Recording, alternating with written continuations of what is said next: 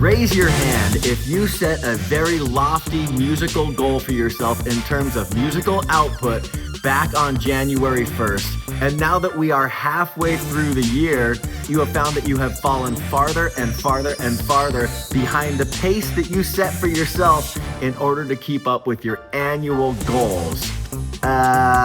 Guilty.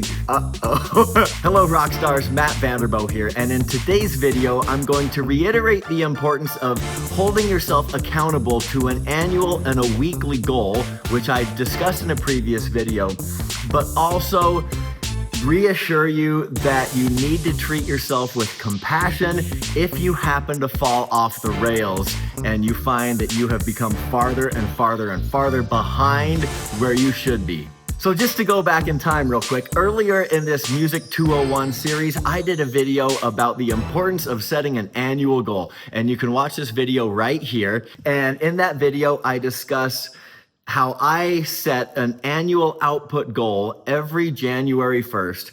And it's a massive numerical number that will encompass all the finished pieces of music I make throughout each calendar year.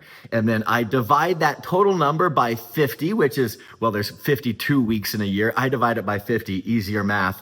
And then that becomes my weekly target that I need to hit in order to stay on pace to hit that annual goal. And in this video, I also discussed that my personal goal for the year 2025 was to make 300 pieces of music. Now, that could be anything from instrumental cues, which is what they mostly are, but it could also include vocal songs and the occasional 30-second ad spot. Just any completed piece of music counts toward my running total. For me, that divides into 6 completed tracks every single week. And for a long time, I stayed right on track, pun intended. There were some weeks where I would go 1 or 2 tracks behind, but then I would make that ground up the following week or two by doing 1 more or 2 more than I should have. So it all kind of came out in the wash. And for the first 5 months of this year, I was right on pace. Well, the wheels kind of fell off about a month ago just because I have so many things happening that all kind of converge in the summer. From raising my 10-year-old daughter who is now on summer break, and we do a lot of things in the summer, to now being into year 2 of my gourmet popcorn business, to competing in 3 bodybuilding competitions. Things have been hectic in my life. So the past month, I have just abysmally fallen short of my 6-track per week goal. And there were a couple weeks in there where I only made 1 track. And as yet there were 2 weeks of that. And then there was 1 week where I only made 2 pieces of music. So things fell apart. And within the course of 1 week, I found myself 5 tracks behind the pace I needed to keep. And then that snowballed into the next week. And now I was 10 tracks behind. And then into the next week where I was 13 tracks behind. And now I'm looking at this number that almost seems insurmountable. It's like, how do you cover or make up that much ground when we're now just halfway through the year? There's 6 months left. Can I do it? Well, probably, but the rest of the summer is going to fall right along pace with the first month. So I imagine I am going to continue to fall behind on my goals. And if I really want to hit my target number, man, I'm going to have to push it in the fall and the winter in order to make up all this ground I'm losing. It's the equivalent of like running a race, let's just say a marathon. Not that any of us are really running marathons, but maybe you are. And you get to like the 13th mile and you realize that someone else is already at mile 18. It's like you got 5 miles behind. How are you ever going to make up that much ground? Well, you just need to finish the race. And that analogy holds true to what we are doing now musically. So here's my advice to you. If you have also fallen behind on your weekly targets, do not give up, but give yourself some compassion. Life happens and you need to let life happen. There are much more important things in this world than your musical output. As much as we all want this career to be a career for us, it pales in comparison to the importance of other things that are going on in your life, whether it be health related or other job related, or even just spending time with your family. Because if you've got kids, man, these kids do not stay young forever. My daughter's 10 years old now, and it's like, where in the heck did the time go? I've got on my refrigerator a bunch of graduation announcements from kids who just turned 18 and graduated from high school. And I remember when these kids weren't even born. Like, time flies so fast. And especially when you've got kids, you need to treasure every moment. So do not prioritize music over your kids. Music career can wait. Your kids cannot. So life happens. Give yourself some compassion. Allow yourself to fall off the rails without guilt tripping yourself and beating yourself up over it. But here's what you need to do. Instead of getting down and depressed and throwing in the towel, which is all too easy to do, it's almost like when people who are on an exercise plan or a diet, they'll follow everything to the letter for about a month or so, and then they'll have one bad night. And they get on the scale the next day, and it's like the scale just skyrocketed.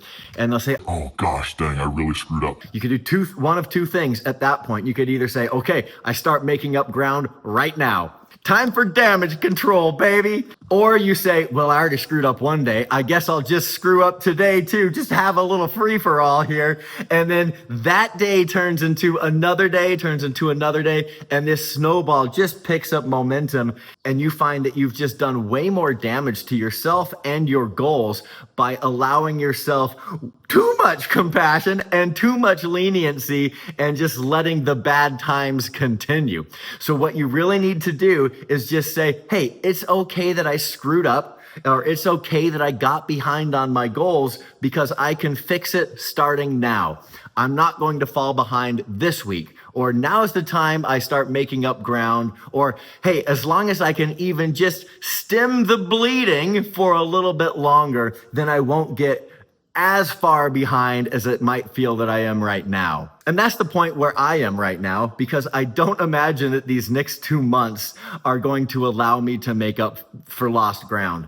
And so what I am going to do is just know that not that these next 2 months are a complete lost cause, but know that I need to recalibrate my goals a little bit. So instead of hitting the 6 tracks, which probably won't happen, I'm going to try to push myself to get 2 or 3 done, maybe 4 if I can really squeak one in there, just so that I don't get as far behind. I already know I'm going to get behind, but I don't want to get as far behind, so that when I am able to really put the pedal to the metal again, I don't have that much ground to make up. Sure, I've got to do a lot of damage control, but it's not as bad as it could have been. Like, I could really just say, oh, summer's just a lost cause and never go into the studio again.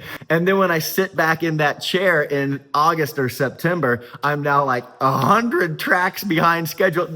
I'll never make up that ground. And so what I'm trying to do right now is just stem the bleeding so that the damage isn't as great.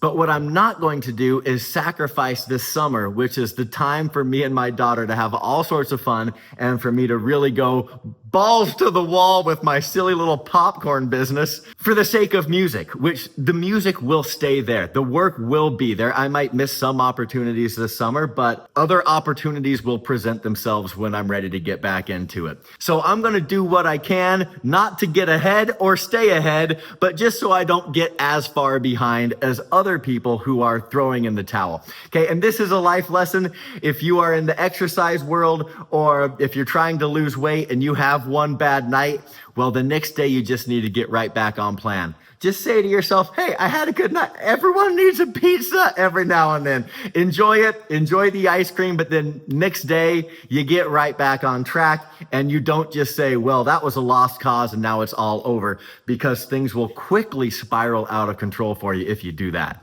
Okay, rock stars, so keep your motivation high, but also give yourself a lot of compassion and leniency to get through times where other priorities come and take you away from making music. Understand that that's going to happen, but when you have a chance, you get right back on the train and you keep pushing forward with your goals. The beauty of having an annual goal broken down into weekly segments is once you get back on track and you start making music again, you now can get focused again on hitting that weekly goal. And so you could say, well, 2 months of my life were just so chaotic. There's no way I could do things. But as long as I get right back on my 4 tracks a week or 5 tracks a week or 6 tracks a week, whatever it is, then you will have succeeded. So break those calendars out, keep chasing and crushing your goals, or at least try not to get as far behind so you have less ground to make up in the future. You guys can do this. I know you can do it because I can do it. And if I can do it, you can certainly do it. We just have to stay focused and disciplined and not throw in the towel and not say, oh, things are too far gone now. I might as well just bag it until next year. You got this, everybody. Okay, so now I'm going to end with a joke. How many tickles does it take to make an octopus laugh? 10 tickles. Tentacles. Hey, that one's not bad, eh? I'll catch you rock stars on the next video. Toodles.